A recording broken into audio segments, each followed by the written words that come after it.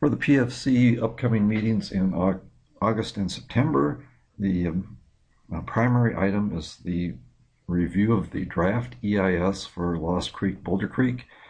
So in this video, I'm going to give an overview of the process and points to keep in mind at the August meeting as we initiate the review of the draft EIS. So first, starting off on the forum page, I think it is useful for everyone to take the time to review draft recommendations. The recommendations from the PFC that were adopted for the project back in January will be the baseline for comparison. So if you click on Lost Creek, Boulder Creek, that will bring up the PFC's library of documents for the project. Recall the management direction is primarily coming from the ID team and other sources that provided background for developing the project design. So what I would like you to do is check out the project design, and the project recommendations were adopted on January 25th. There's a brief description here. Recall that there was one dissenting vote and I believe one abstention. And if you go over to download, you can retrieve the recommendations document.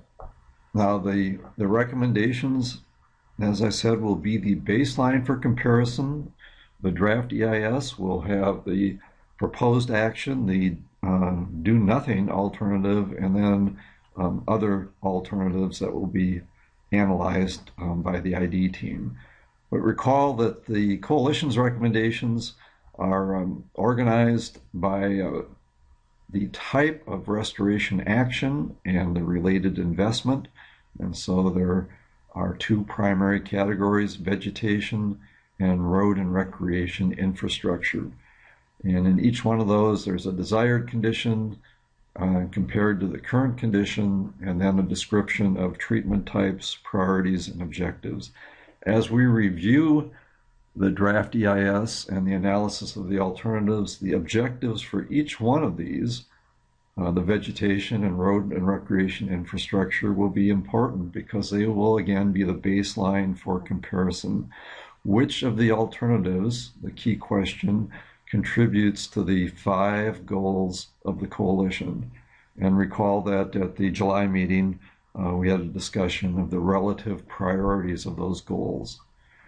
The third area is economics. This is a section that was also adopted in January, and there are 3 components of that: jobs and income distribution, public and private financing, and efficient allocation of the dollars available. At the tail end of our recommendations document is a reminder of the environmental review. So let me skip down to that portion of the recommendations because it includes the swim lane diagram that describes exactly what will be going on in the upcoming meetings. So here is the swim lane diagram for the environmental review. There are 3 swimmers: the coalition, the ID team, and the line officer. We've progressed from the first portion of this, the release of the notice of intent and scoping, and the coalition provided its own scoping comments earlier this year, and then reviewed comments from the public to determine if the coalition had missed any items. The ID team has been working on designing alternatives, analyzing those alternatives in order to draft the EIS, and then the draft will be published and the notice of availability provided to the public. So we're over in this third vertical column here, where the coalition is going to review the draft EIS and determine whether or not there's a consensus on submitting a letter providing feedback to the ID team and the line officer. And based on the coalition's feedback and comments provided from the general public, the next step for the ID team will be to release a final EIS, and then the line officer publishes his record of decision.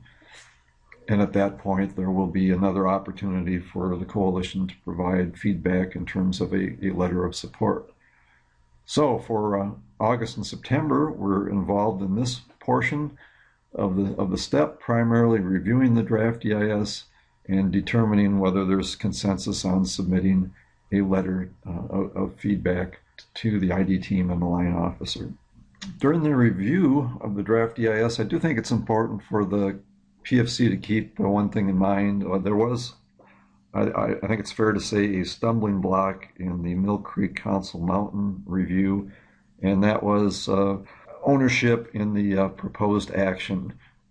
There is no agreement between the coalition and the Forest Service that the proposed action needs to be the record of decision.